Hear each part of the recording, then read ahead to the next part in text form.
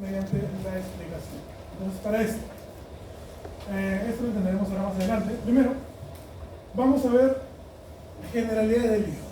Bien, esto ya debería saberlo. El hígado, ¿cuál es su ubicación topográfica del hígado? Hipocondrio derecho, ¿y qué más? Y epigástrico. Bien, ¿qué más? ¿Cuál es la función del hígado? Va a producir bilis. Muy bien, además de producir bilis, también va a producir esta sustancia de acá, que es el glucógeno, que son estructuras, pero que son, digamos, elementos que van a darle energía de reserva a tu cuerpo. Bien, entonces estamos viendo que el hígado, aquí in situ, el lóbulo derecho está en el hipocondrio derecho y el izquierdo en el epigastrio. Bien, además, en un cadáver va a pesar aproximadamente entre 1,4 kg a 1,5 kg y en una persona viva va a pesar alrededor de 400 gramos. ¿Por qué la diferencia? Bien, no sé si alguna vez ustedes han ido al mercado y han comprado hígado. Si se dan cuenta, el hígado es básicamente como una gelatina que casi ni tiene consistencia. El hígado humano es exactamente lo mismo. Ahora, ¿por qué en el cadáver pesa más que en una persona viva? Incluso el doble, más que el doble. Porque el hígado, al momento que deja de recibir soporte sanguíneo, se cicatriza. Que es lo que están viendo ustedes en las muestras de acá del laboratorio, que el hígado se cicatriza y toma un aspecto más, digamos, sólido, más que aguadito como es una persona viva. Bien, además tiene una coloración roja parda y está constituido por lóbulos hepáticos. Ahora, ¿por qué acá en las muestras es de color más oscuro? Por el formol, principalmente por el formol. Pero ahora, ¿por qué es importante también que sepamos que un hígado sano tiene una coloración roja parda? Porque el hígado, una de las principales afecciones que puede llegar a tener es que esté lleno de grasa. A esta condición se le conoce como esteatosis hepática o popularmente llamada hígado graso, que el color va a tornarse de rojo pardo a amarillo. Entonces, cuando tienen amarillo, es que están sufriendo de un hígado graso. ¿Muy bien? Ahora, ¿esto por qué nos interesa a nosotros? Acá en el Perú hay una alta incidencia de hígado graso. Y como te lo mencioné anteriormente en otras clases, los fármacos que tú como odontólogo vas a recetar a tus pacientes se van a metabolizar a nivel del hígado. Entonces, ¿qué pasa si el paciente llega y te dice, doctor, doctora, me duele mi muela y tengo hígado graso? La medicina que tú le vayas a dar, vas a tener que ajustar la dosis o ajustar qué medicina darle, porque si el hígado está afectado, no está funcionando bien, puede ser que cuando se metabolice ese fármaco, al paciente lo puedas intoxicar. Entonces es importante que conozcas que también puede llegar tu paciente con alguna afección hepática que va a condicionar cómo tú vayas a manejar ese paciente farmacológicamente. Bien, ahora, el hígado va a tener dos caras. Bien, toda esta de acá, ¿qué cara es? ¿Anterior? ¿El hígado tiene cara anterior? Tiene cara anterior superior y esta de acá Anterior inferior. posterior inferior. Bien, además tiene dos bordes, un borde posterior y un borde anterior, y tiene dos extremidades, un extremo izquierdo y un extremo derecho. Bien, entonces ahí tenemos a la constitución del hígado. Ahora, la cara anterior superior también se le conoce como la cara diafragmática, porque no va a estar apoyado ahí el músculo diafragma. Bien, ahora vamos a ver que la cara anterior superior es de superficie convexa, o sea que es como un cilindro, es convexa. Y vamos a encontrar un sistema de ligamentos que van a fijar el hígado a las paredes del abdomen y al diafragma. ¿Muy bien? Primero, vamos a tener este ligamento de acá, que en la cara anterior superior me divide al hígado en dos lóbulos. ¿Qué ligamento es? El falciforme. Muy bien, el ligamento, el falciforme. En la cara anterior superior voy a tener un lóbulo derecho y un lóbulo izquierdo. Y en la parte más superior, uniendo a los lóbulos hacia el diafragma, tengo este ligamento, que es el ligamento coronario. Y en los extremos voy a tener a estos ligamentos, que son los ligamentos triangulares. Tengo un ligamento triangular izquierdo y un ligamento triangular derecho, que también están uniendo al hígado con el diafragma, pero en los extremos, en las partes más laterales. Luego, la cara anterosuperior se relaciona con la pared abdominal a nivel de la región epigástrica y se remonta por arriba hasta la quinta costilla durante la expiración. Bien, y por debajo no excede el reborde de las costillas falsas. ¿Qué significa esto? Cuando expiramos, el hígado puede llegar a extenderse hasta la quinta costilla y la parte más inferior no va a ser más inferior, digamos, que las costillas flotantes. ¿Bien? Ahora otra paciente. Listo. Y luego tenemos una cara posterior inferior. En la cara posterior inferior, ¿cuántos lóbulos encontramos? 4. Muy bien. Puede encontrar el lóbulo derecho y el izquierdo. Muy bien. Perdón, el lóbulo izquierdo y el derecho. Ahora, en la cara posterior inferior también vamos a encontrar esto de acá, ¿qué es? La vesícula biliar. Muy bien.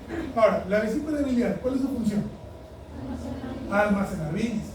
Muy bien. Ahora, ¿por qué me interesa que haya una estructura que almacene la bilis? Primero, otra cosa de tocar. Ay, perdón.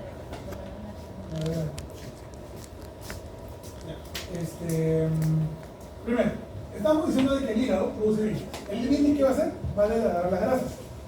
Bien. Ahora, la bilis va a verter, o bueno, el hígado va a verter su contenido de la bilis en el duodeno. ¿De qué forma? Ahora lo vamos a ver. Pero ¿qué es lo que pasa? Cuando tú te metes una bomba de grasa, digamos, yo qué sé, hay miércoles de KFC, si no ocurre, y te empujas 6 piezas broster con tus papas, tu mayonesa, esa bilis que produce el hígado no se va a dar abasto para poder degradar esa cantidad de grasa que estás comiendo. Entonces, va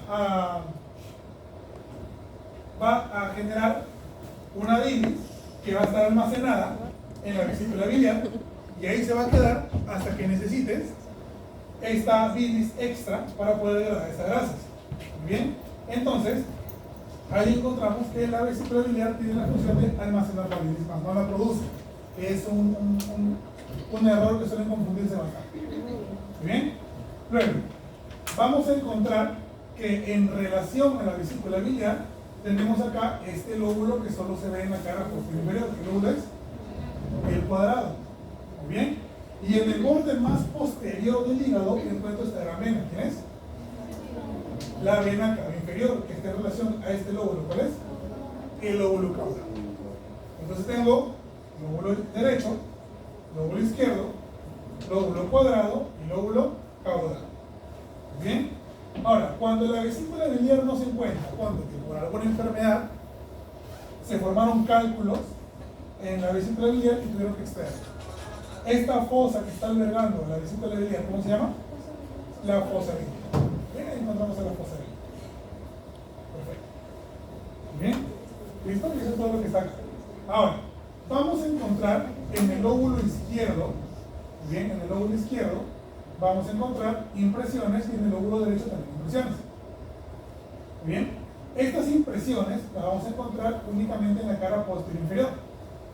En el lóbulo derecho voy a encontrar en la parte más anterior la impresión cólica, que es para quién? El ángulo hepático del colon. La impresión renal, que es para quién? Al riñón derecho. Bien, y entre ambas la impresión suprarrenal, que es para la glándula suprarrenal. Bien, y en el lóbulo izquierdo encuentro esta gran impresión. ¿Para quién es? Para el fondo gástrico. Bien, tengo la impresión gástrica que es para el fondo gástrico. Además voy a encontrar también esta impresión de acá, que es la impresión esofágica para el esófago. Bien, entonces principalmente encuentro esas impresiones. Bien, listo. El borde anterior está en relación a las costillas falsas y el hueco epigástrico, que es una parte del epigastrio en donde no hay absolutamente nada.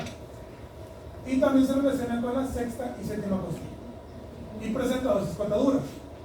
La escotadura para la vesícula biliar, que se está de acá, y la escotadura para el ligamento suspensorio o falciforme. Y en el borde posterior voy a encontrar que está en relación al diafragma y a la columna vertebral. Tiene una escotadura para la arteria aorta y para la vena cava inferior y por acá por el esófago. Bien, y aquí sí se el ligamento coronario. Dicho sea de paso, por dentro del ligamento falciforme voy a encontrar este ligamento de acá que es fibroso. ¿Cómo se llama? El ligamento redondo, que es remanente embrionario de quién? ¿Quién? De la vena umbilical o del cordón umbilical, que se encuentra por dentro del ligamento falciforme. ¿Bien? Perfecto. Ahora, ¿cuál va a ser la irrigación del hígado y de la vesícula biliar? Primero, esta rama de acá, ¿cómo se llama? Tronco central. ¿Esta quién es? La que se va para arriba es la gástrica izquierda, la que se va a la izquierda es la esplénica y la que se va a la derecha, hepática común. Ahora, la arteria hepática común, ¿cuántas ramas me daba? Dos. Una que se va para abajo, que es la gastroduodenal, y otra que entra al hilo renal, al hilo, perdón, hepático, ¿cómo se llama? La arteria hepática propia. Es la arteria hepática propia, rama de la común, que me va a irrigar al hígado. ¿Muy bien?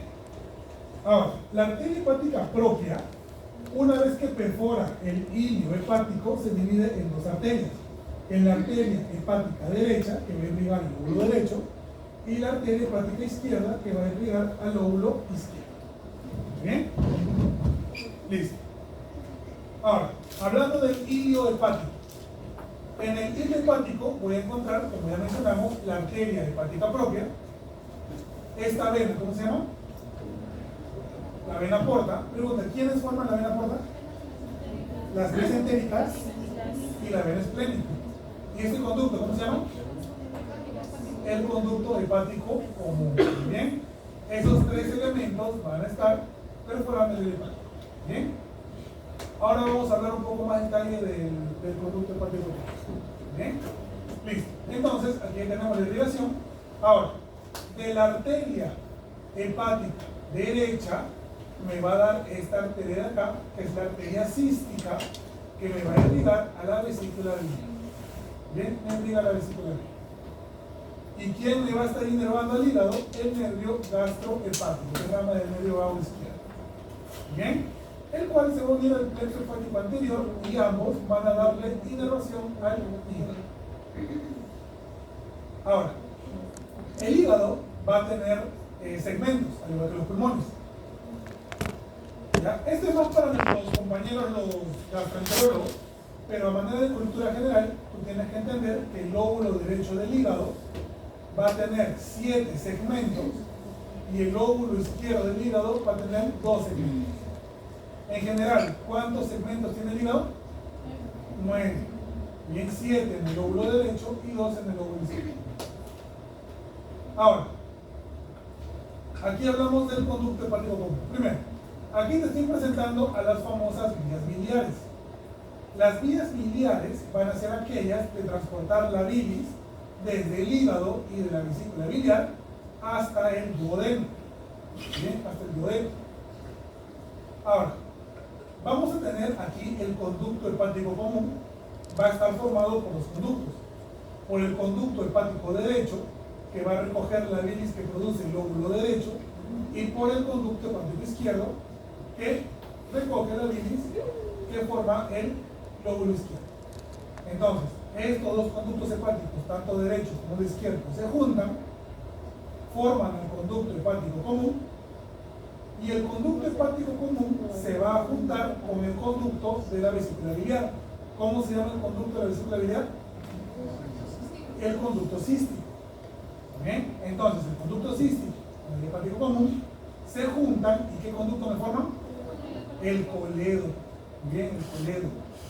Todo este sistema de conductos que va a transportar bilis. Y el conducto coledo, ¿dónde va a drenar? En la carúncula mayor, que se encuentra en ¿dónde? En la segunda porción del duodeno. Pregunta, ¿cuál es la ubicación topográfica de todo este sistema de conductos? El hipocondrio derecho. Recordemos que todo este sistema de conductos se le conoce como las vías biliares, y las vías biliares se encuentran en el hipocondrio derecho, al igual que la vesícula derecha. ¿Bien? Listo, hasta ahí conmigo. Pasamos con páncreas. Primero, el páncreas es una glándula mixta. ¿Qué significa esto? Que tiene una función endocrina y tiene una función exocrina. ¿Cuál va a ser la función exocrina? ¿Qué va a producir el páncreas? Jugo pancreático. Muy bien, exocrina, muy bien, porque va a producir jugo pancreático, es su función exocrina. Y la función endocrina, ¿qué va a producir? Insulina. Muy bien, produce insulina. Entonces, tanto el jugo pancreático como la insulina, muy bien, va a drenar su contenido también en la segunda porción del duodeno, específicamente también en la carúncula mayor. ¿De qué forma? Lo vamos a ver en un momento. Luego, este órgano pesa aproximadamente 70 gramos y tiene una longitud promedio de entre 13 a 15 centímetros. Y va a estar compuesto primero por esta parte de acá que va hacia abajo, ¿cómo se llama? La cabeza. Este quiere de acá el cuello. Pregunta, cabeza y cuello, ¿cuál es su ubicación topográfica? Epigastrio. Esta parte recta, cuerpo, y la parte más distal, cola. ¿Dónde se encuentra? Hipocondrio izquierdo. Pregunta, ¿la cabeza con quién se relaciona? Con el duodeno, y el cuello, y el, perdón, la cola, con el vaso. Perfecto. Ahora, miren acá. Por dentro del páncreas voy a encontrar este conducto de acá que se llama el conducto pancreático principal o el conducto de Wilson. Bien, el conducto pancreático principal va a transportar tanto jugo pancreático como insulina. Y este conducto pancreático principal va a drenar en la carúncula mayor. ¿Junto con quién? Con el conducto colero. Bien, ambos van a drenar en la carúncula mayor. Y por arriba voy a encontrar a la carúncula menor. Bien, y el conducto pancreático principal, cuando está en la cabeza del páncreas, me va a dar un conducto accesorio que va a drenar en la carúncula menor. Este conducto pancreático accesorio también va a transportar jugo pancreático e insulina. Bien, ahora, en la carúncula mayor del duodeno voy a encontrar un esfínter que se llama el esfínter de Oddi, que se va a encargar de abrir y cerrar la carúncula mayor para poder regular el paso de la bilis, y de la insulina y del jugo pancreático. Y en la carúncula menor voy a encontrar a la ampolla de Vater, que va a cumplir la misma función que un esfínter. ¿Bien? Entonces ahí tenemos a los conductos del páncreas. Ahora, el páncreas es un órgano altamente irrigado. ¿Bien? Primero, ¿quién me va a irrigar el páncreas? Principalmente en tres troncos. Tenemos a la arteria hepática común, que es rama del tronco ciliar. Recordemos que la arteria hepática común me va a dar dos ramas: la arteria hepática propia y la arteria gastroduodenal. Y la arteria gastroduodenal me va a dar a las arterias pancreático-duodenales superiores. Las arterias pancreático-duodenales superiores van a irrigar a la mitad superior del páncreas. Y la mitad inferior del páncreas va a estar irrigado por las arterias pancreático-duodenales inferiores, que son ramas de la arteria mesentérica superior. Adicional a ello, la arteria esplénica, que está de acá, en su recorrido al vaso, me va a dar a la arteria pancreática inferior, y la arteria pancreática inferior me va a dar a la arteria pancreática dorsal, a la arteria pancreática mayor y a las arterias pancreáticas dorsales y mayores. ¿Bien? Pero a grandes rasgos, me interesa que te aprendas que el páncreas está irrigado por las arterias pancreático-duodenales superiores y pancreático-duodenales inferiores, las superiores ramas de la arteria gastroduodenal y las inferiores ramas de la mesentérica superior, y por la arteria pancreática inferior, rama de la arteria esplénica. ¿Bien? Listo. Y finalmente, vamos a ver hoy día lo que es el vaso. Pregunta, ¿el vaso cuál es su ubicación topográfica? El hipocondrio izquierdo. Es un órgano linforeticular, que significa esto, de que va a tener doble función. En un feto va a cumplir la función de hematopoiesis, o sea que va a generar glóbulos blancos, glóbulos rojos, perdón, y en un adulto va a cumplir la función de hematocateresis, que significa esto, de que va a dar, digamos, a ver, los glóbulos rojos cumplen una vida aproximadamente entre 90 y 120 días, y cuando ya están viejitos, se dirigen al vaso para morir. Ahora, los glóbulos rojos no saben que están llamados al vaso para morir. Es por eso de que se considera que el vaso tiene una función inmunitaria. Bien, en general, función inmunitaria. En fetos, hematopoiesis, que es crear glóbulos rojos, y en personas adultas, hematocateresis, que es darle, digamos, un lugar donde mueren los glóbulos rojos. Bien, entonces ahí lo tenemos. Ahora, el vaso va a tener una ubicación supramesocólica en el espacio izquierdo, o sea, va a estar por encima del colon. Va a tener dimensiones de 13 por 8 por 3 centímetros, pesa 180 gramos a 200 gramos. Muy bien, una persona viva es de color rojo y un cadáver es de color lilazo. Ahora, lo que me interesa que te sepas del vaso es que va a tener dos caras. Una cara externa, que también se le conoce como la cara diafragmática, y una cara interna, donde vamos a encontrar este espacio donde entran y salen cosas. ¿Cómo se llama? ¿Ilio qué? Esplénico, donde sale la vena esplénica y donde entra la arteria esplénica. ¿Rama de quién es la arteria esplénica? Tronco celíaco. Tiene un borde anterior, que es dentado, un borde posterior, que es liso, y un borde interno, muy bien, que va a estar en relación al hilo esplénico. Ahora, vamos a encontrar acá también que tiene impresiones. Esta impresión de acá, la más grande, ¿para quién es? El fondo gástrico. Y esta de acá, la más inferior, para el ángulo esplénico del colon. Por detrás, en la parte más posterior, encontramos también la impresión renal, donde se va a apoyar el riñón izquierdo. ¿Bien? Ahora, ¿quién me va a irrigar al vaso? Facilito, su propia arteria, la arteria esplénica. Bien, vamos a encontrar también en el hilo esplénico a la vena esplénica que recoge la sangre y a vasos linfáticos.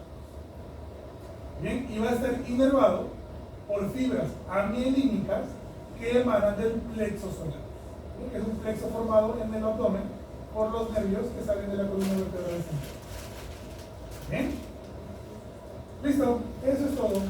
Sin más, hasta aquí.